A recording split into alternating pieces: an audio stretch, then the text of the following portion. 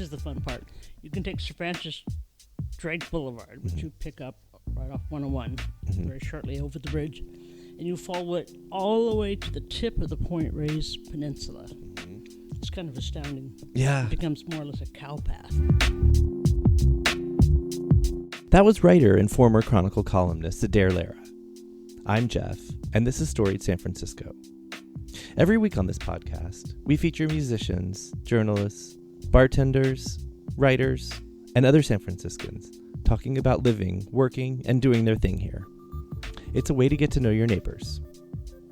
Welcome to episode 34, part 1.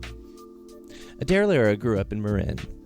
She was fascinated by San Francisco, the big city on the other side of the bridge. After high school, she moved into Jim High's Victorian house on the corner of Waller and Scott. In this podcast, Adair talks about that Queen Anne home. Not only the house itself, but also the cast of characters who came in and out throughout the years. Here's Adair. This is an 1890 Victorian, which is not the kind of house with very high ceilings and all that. And it's at the corner of Scott and Waller Street in what's called the Duboce Triangle. It is part of many neighborhoods, but I found out later it's dead center in San Francisco. In fact, I think that I've heard that the meter for the temperature in San Francisco is in Duboce Park, which is more or less across the street. Okay. I always wanted to go and breathe on it. So it's 115 today. It's not necessary now with global warming. Right. Mother Nature will be breathing on it, but beaches will be crowded. Anyway, very, very much in the middle. Mm-hmm. And so I grew up, in the usual low-ceilinged Marin houses where you heat you just turn on the heat. Mm-hmm. And when I came here, but I'd always wanted to go to the city. I remember we would be on our way to, Fly Shackers, that's how old I am, or to Ocean Beach or Playland, and we'd go by these high buildings and with the lighted windows, and you see people moving behind the windows. Like silhouettes? But not something you could actually see them, but I didn't know what their lives were like. I just always, I don't know why, but it really attracted me. There was something about the city. You would see long lines in front of movie theaters, and I wouldn't have any idea where they were going home afterward. It could have been to their spaceships for all I knew. Right. And I was from Marin, where it was beautiful and it was sunny and a hell of a lot warmer. Mm-hmm. But I knew where people were going home to. Mm-hmm. And it seemed like anybody could live in Marin. Mm-hmm. And my daughter lives there now, and most of my family still. But I wanted to come to the city, and so I've been here since 1973. Okay. Yeah, so a long time. Anyway, I went to college in Marin, and my very first English class was English 1A, which I thought must be a remedial class, so that it turned out not to be. It was taught by somebody named Jim High, H-E-I-G. It's an old Swedish name. It doesn't sound like it. Okay. And I always sort of fell for the smartest boy in the room. But he had this big gold ring. I didn't. Anyway, I went off to Paris for a year, and I came back, and he and his partners, he turned out to be gay, were renovating this place. Mm-hmm. This started in 1971. This is a three-story Queen Anne on the corner here. Okay. He bought it for $42,000, the whole building. In 71? In 71. 42? $42,000. Well, he got some extra things with it, like some chandeliers. So about $42,000. Yeah. Stained glass, was that part all of that it? was that's all. That's all added. Came with it. Okay. Oh, nothing's added. No, I mean, a lot is added. Okay. But he didn't add it. He restored it because all these Victorians had been sort of cut up into little apartments during World War II. Mm-hmm. And if you have this high ceiling here, which is, I think that's 14. 14, I believe. 14 feet. And they would cut them up. They would lower the ceilings, because otherwise you're an upended shoebox. Mm-hmm. And cut them into little apartments. And we have pictures of what it was like. And this happened all over. Mm-hmm. But when he bought it, he wanted, because he was a Victorian house nut, although he was a farm boy from South Dakota, he wanted to restore it. And in this neighborhood, was a sort of a German neighborhood. Okay. The horrible cinder block hospital up the street Mm-hmm. was called Davies. Now it's Sutter something. But Right. before that, it was a German hospital. Okay. Right. And they would build big houses like this. The family would live in one unit, and then they would rent out the other one or have it for in-laws or something. Mm-hmm. That's why it's so big. Anyway, he set himself the task of restoring it. And it's funny because nobody was coming into these neighborhoods then. Hmm. The shooting hadn't stopped yet. Hayton Scott, which is 2 blocks from here. Well, no, wait, 1 block from here. Right. Was the worst block in the city. Oh, wow. I remember once there was a sort of the police were converging on that block from all over, but the word had gone out and everybody was gone. Hmm. But, and the odd thing is, parenthetically, is that every time I parked here, pretty much every time, my battery was stolen out of my car. Oh, my God. And now, if you park your car here, whatever stuff you have in the car will be stolen with incredible dispatch. Right. Yeah. Right. But, so that hasn't changed, even though it is, you could say, gentrified. Yes. Yes. And it was interesting because gay men back then, who were the only ones to come into these neighborhoods, were called the shock troops of gentrification. Huh. You love Wow. that? They would come in and live in these neighborhoods and fix up these wonderful little buildings, which had become much despised. Right. If you had one, you would stucco it over. Right. And then in There's a lot of that. the late 60s, the evil redevelopment agency, especially, this is called, the greater areas, the Western Division, Right. would dynamite some buildings and others were moved. And I remember going out at 3 a.m. with Jim, watching a stately old Victorian being moved from, Scott and Turk or whatever, Yeah. and trundled along the streets. I don't know where they ended up. Yeah, move where?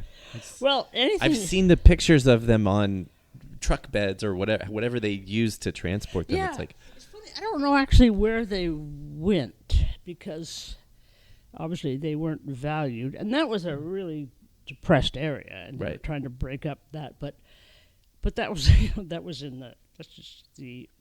really still the early 70s, and any city that could afford it was tearing down their historical unsightly buildings and putting up wonderful new cinder block and stucco, which was so much easier to care for. right.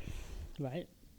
And it was only cities like, I lived in Petaluma for 3 years. It's only cities like that who couldn't afford to tear down their downtowns who ended up with historic downtowns. Mm-hmm. Right? Anyway, I came here in 1973. He had been my teacher, and I started coming over the bridge to see him, and then I moved in. And a colder place you have never moved into in your life if you were from Marin County. Right. Uh, Did you move into this house then? This house. Okay. This actual house. No, it's funny because this is many years later, right? 40 years later? Anyway, not quite 40, but a lot of years later into this very house. And Kenner, who was our flatmate then, was one of Jim's partners. And I'd wake up in the morning and he would have his feet in the oven to get warm. But I was from Marin, where you didn't put on a sweater. The house was your sweater. Right. You put on your house. Right. Yeah.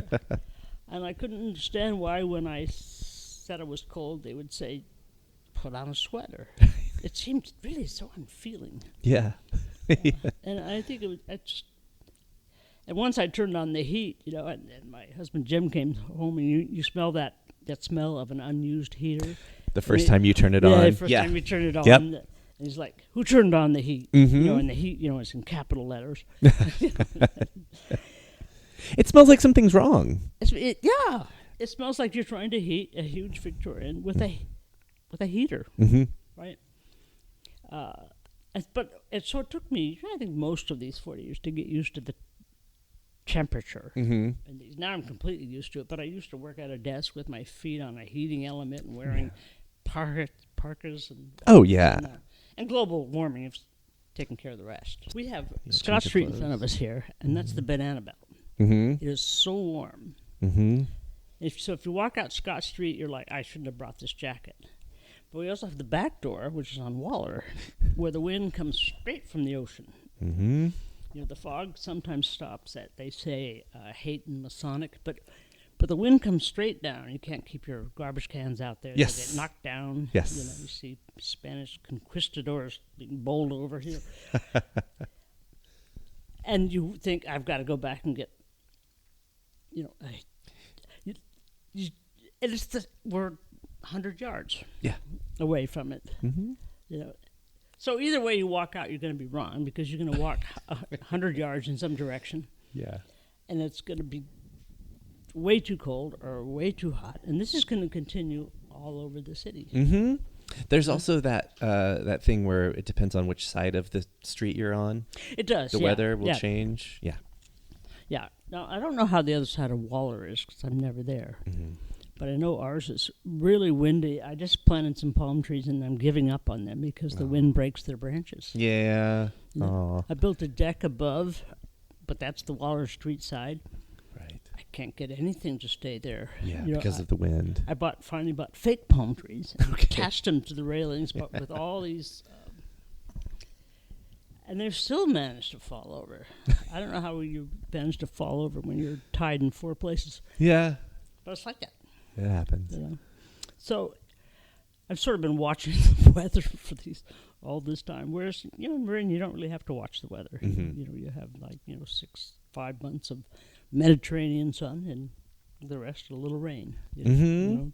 More predictable. More predictable. It seemed like going back to what you were saying about Marin in general, life in Marin, a little more predictable.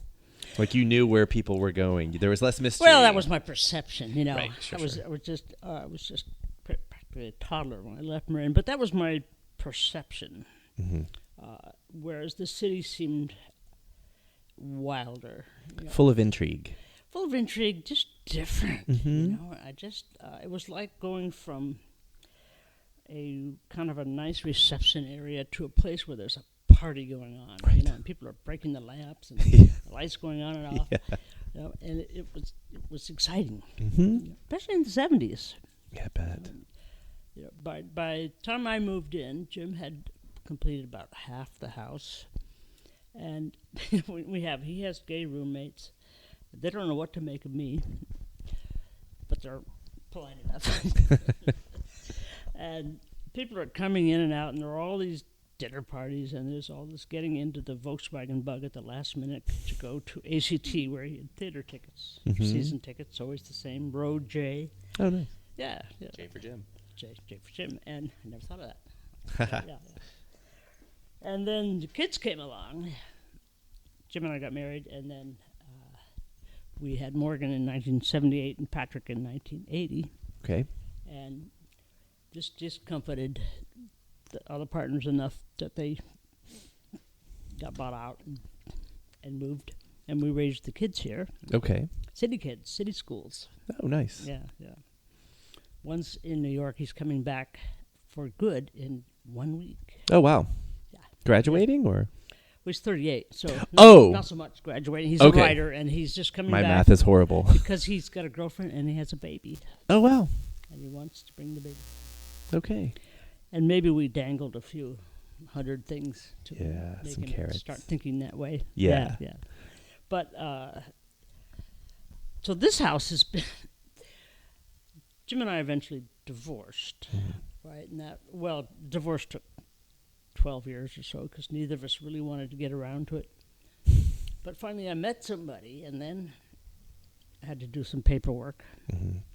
you know, and I went down to see this lawyer downtown, and he says, well, you know, we'll have to look at the house and this other property. And I'm like, you're not our lawyer. And so in the end, we got a friend to draw up papers for us. Okay. You know, and then Bill and I lived in an apartment in Noe Valley for a while, but then it was the kids. Morgan was 12 and a hell child. It was time to circle the wagons a little bit. So we came back. We rented the flat below from him. Okay. Yeah. From Jim. From Jim, Okay. who owned the whole house, right? And so became an upstairs, downstairs. All the time I was writing the column, it was we just walked into each other's houses and sent turkey basters and whatnot. And the kids ran up and down. Patrick's bedroom was upstairs at his dad's, and it seemed very 70s to everybody. Yeah, like a San Francisco sitcom almost. Yeah, and it kind of worked though. And then Jim was 21 years older than I am. Okay. Yeah, and so all this went up, and the kids got older and moved out, and he was upstairs here, and he'd always have roommates to help pay I think it's at that point was his source of income. Mm-hmm. He also had a one-man publishing house called Scott Wall Associates, which published like 25. Yeah, for this intersection. It was named for this intersection. Got it. Absolutely, yeah. It started when we were in Petaluma for 3 years, and I wrote the history of Petaluma, and he published it, and then he began this one-man press, which is what he did for the rest of his life. Oh, nice. Right. Yeah. And but he was getting older, and he got Parkinson's. Oh, I'm sorry. Well, he had fallen on these stairs. There's a lot of stairs in a Queen Anne. It takes a long time to get from the sidewalk to the attic in this house. I have writing classes up there, and a lot of winded people eventually arrive at the attic. But it seemed time to combine forces again. So Bill and I, you just met Bill, rented out below and moved in with Jim. Okay. This was in about 2010. Okay. Yeah. And the most epic battle of all time ensued because I had said, I'm not going to be a kid again in your house. We're going to move up, and we're going to fix up the house according to what everybody likes. And it was unbelievable. I mean, it scared the children, really, what we went through. For example, if you look over there at the hall, you'll see it's painted yellow. Yes, it is. And it's painted yellow now, but not for the first time, because we first painted it yellow when Jim was in New York, and when he came back and we went somewhere, he painted it back to Bronco beige. Oh my God. Which is the color he had originally done in the 70s. I don't know if Bronco beige still exists, but it's very beige. And he had started, I was teaching in the attic by then. He was taking my class, which was kind of a nice turnabout because I had been his student. Yeah, okay. And and all the work I did in turning it into a place we could live in was done either while he was at the gym or in my class. I stripped the entire bathroom of the wallpaper when he was in my class. When he was at the... I did a lot. I mean, he's when opportunity struck. Well, he's a wonderful man, but once he put something down, once he had, bought his antiques, and he bought them from all over the world, he would put them down and never move anything again. You could put a hairbrush down, and it would still be there 45 years later. Right? Whereas I'm kind of more restless. Yeah. Right?